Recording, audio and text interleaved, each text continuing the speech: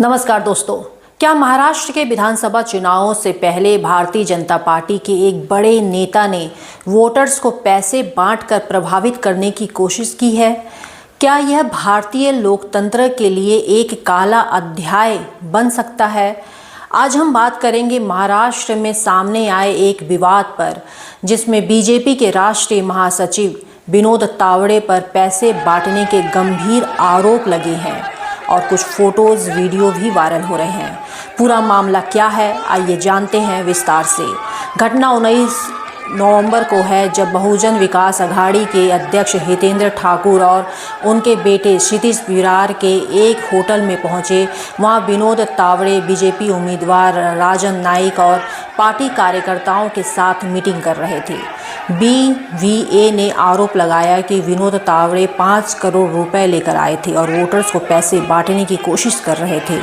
इसके बाद होटल में बीजेपी और बीवीए कार्यकर्ताओं के बीच जमकर झड़प हुई। विवाद के दौरान कुछ वीडियो सामने आए हैं, जिनमें हाथों में नोट और एक डायरी देखी जा सकती है।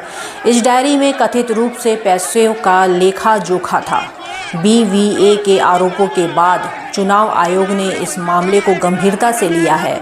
2 एफआईआर दर्ज की गई। पहली, चुनाव आचार संहिता का उल्लंघन। दूसरी, मतदाताओं को पैसे और शराब से लुभाने का आरोप। पुलिस ने होटल से 9 लाख रुपए और कुछ कागजात जब्त किए।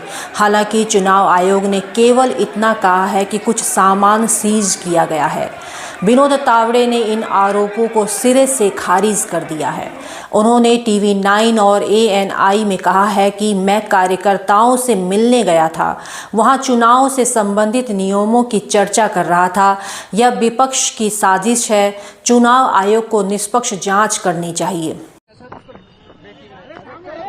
आज मैं वहां से गुजरते समय फोन करके पूछा कैसे चल रहा है। मुझे राजन नाइक उम्मीदवार ने कहा कि हम सब बैठे हैं, आप चाय पीने आ जाओ। मैं चाय पीने गया और 200-250 बूथ प्रमुख थे, तो हितेंद्र ठाकुर जी और उनके बेटे बोला कि मैं पैसे बांटने आया हूं। वो 200-250 कार्यकर्ता उनके आए, चिल्लाने लगे, हंगामा हो गया।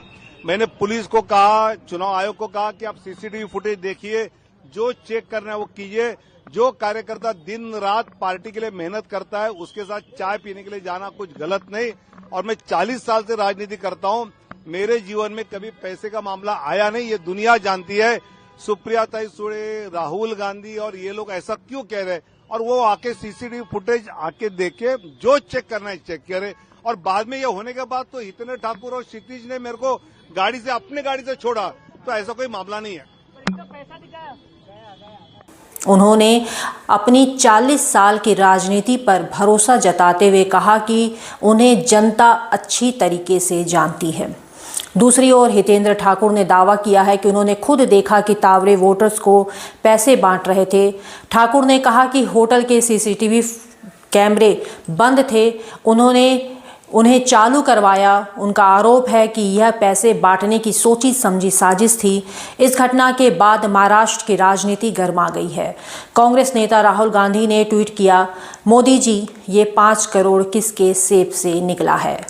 शिवसेना नेता संजय रावत ने कहा कि यह तावड़े को फंसाने की साजिश हो सकती है। आप सांसद संजय सिंह ने इसे अडानी से जोड़ते हुए बीजेपी पर हमला बोला है।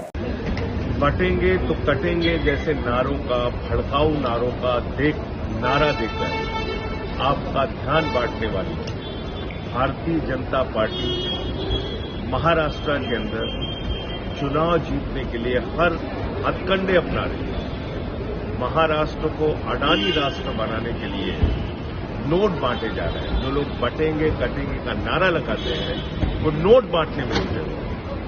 इसलिए आप सबको सावधान रहना है ऐसे लोगों से, ऐसी पार्टियों से जो आपको खरीदने का काम करते हैं, जो आपकी संपत्तियों को बेचने का काम करते हैं, जो महाराष्ट्र के हितों को बेचने का और गिरवी रखने का काम करते हैं। ये विनोद तावड़े जी महासचिव वही हैं जिन्होंने चंडीगढ़ के मेयर के चुनाव में भी यही खरीद फरोख्त और हथकंडा अपनाकर वहां बीजेपी को जिताने का काम किया था अवैध तरीके से, जिसको सुप्रीम कोर्ट ने बाद में नकारा था।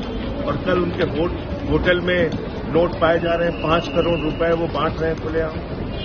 ये कर रही है बीजेपी। इसलिए महाराष्ट्र की जनता से अपील है, इस बड़े बदलाव के अंदर ज्यादा से ज्यादा वोट डालकर घिनौनी राजनीति करने वाले, लोकतंत्र की हत्या करने वाले, संविधान को कुचलने वाले, आरक्षण को खत्म करने वाले लोगों को अपने वोट की ताकत से जवाब दें। जय हिंद।